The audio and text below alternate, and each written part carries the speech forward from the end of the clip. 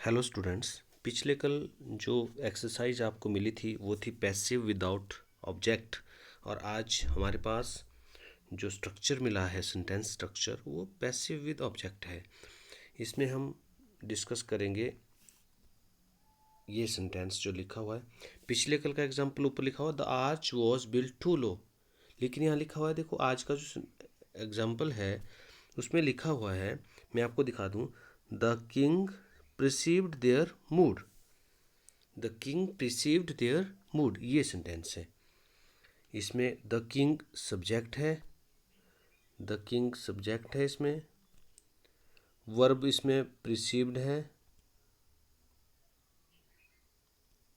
Perceived इसमें verb है।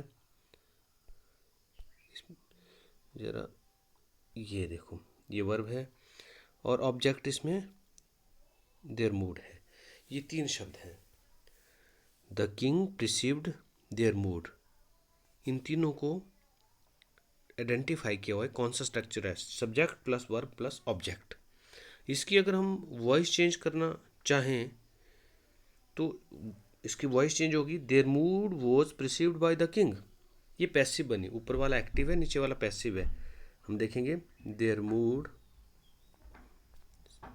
Was perceived by the king, their mood was perceived by the king. आप देखेंगे ये देयर मूड, ये सब्जेक्ट है। ऑब्जेक्ट को सब्जेक्ट बनाया, वर्ब को थोड़ा सा चेंज करके लिखा, और बाय द किंग, बाय लगा के द किंग सब्जेक्ट को ऑब्जेक्ट बनाया।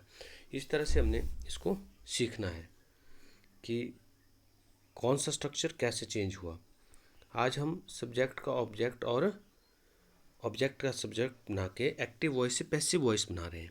पिछले कल का जो काम था उसमें पैसिव वॉइस थी, उसको एक्टिव बनाना था, लेकिन वहाँ पर सब्जेक्ट और ऑब्जेक्ट जो होता है हमारा वो नहीं दिया था, इसलिए वहाँ खाली जगह छोड़ी थी।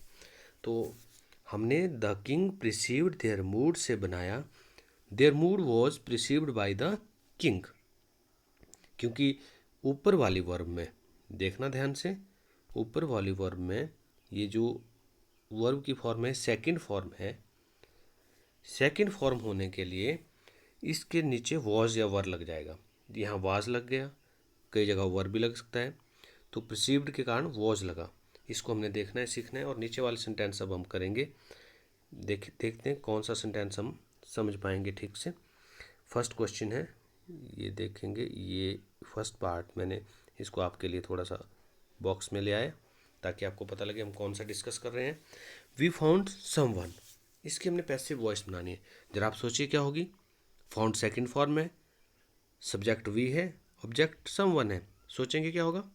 ठीक है, इसका होगा someone was found by, we का बन जाएगा us. Someone was found by us. आपने लोअर क्लासेस में भी छठी सातवीं से वॉइस पढ़ी होगी, ये बेसिक रूल्स तो आपको पता होंगे। बी वी का अस होगा और बाई लगेगा, फिर भी वी का अस हम करेंगे। इसको भी हम डिस्कस करेंगे अगर आपको समझना आया हो। मैंने आपको पर्सनल प्रोनाउन पढ़ाया था, उसमें भी ये डिस्कस किया था। नहीं तो आपको यूट्यूब में जो मैंने अपलोड किए हुए हैं अपने सारे जो पोस्ट हैं उनमें कहीं ना कहीं नीचे आपको पर्सनल प्रोनाउन भी मिल जाएगा, जिसमें वी का अस कैसे बना वो आपको बताया होगा। फिर से बात करते हैं। We found someone, we found someone, someone was found by us. ये तो फर्स्ट हो गया। अगला देखते हैं सेकंड, ये हमारा सेकंड है। चलो चलो चलो चलो, ये सेकंड वाला हम थोड़ा सा वही रहे तो ज़्यादा अच्छा होगा, कोई और दिखेगा तो फिर। चलो फर्स्ट के साथ सेकंड भी आ गया ना, सेकंड के साथ थर्ड भी आ गया, sorry. They carried the melon to the throne, पता है किसने मेलन को थ्रोन तक पहुंचाया। दे, सब्जेक्ट भी पता है, ऑब्जेक्ट भी पता है, तो द मेलन ऑब्जेक्ट हो गया, दे सब्जेक्ट हो गया, कैरिड वर्ब हो गया। टू द थ्रोन को हम कोई लेबल नहीं लगा रहे हैं। The melon was carried, carried क्योंकि सेकंड फॉर्म है तो वॉज कैरिड हो जाएगा, was carried to the throne, the melon was carried to the throne by, they का हो जाएगा देम, वेरी गुड, दे का हो जाएगा them. The melon was carried to the throne by them. Third भी कर लेते हैं साथ में। Students took English test on 8 सितंबर। क्या आप ट्राई करेंगे? इसका क्या होगा? आप कर सकते हैं। जब तक मैं आंसर नहीं बता रहा हूँ तब तक ट्राई करिए।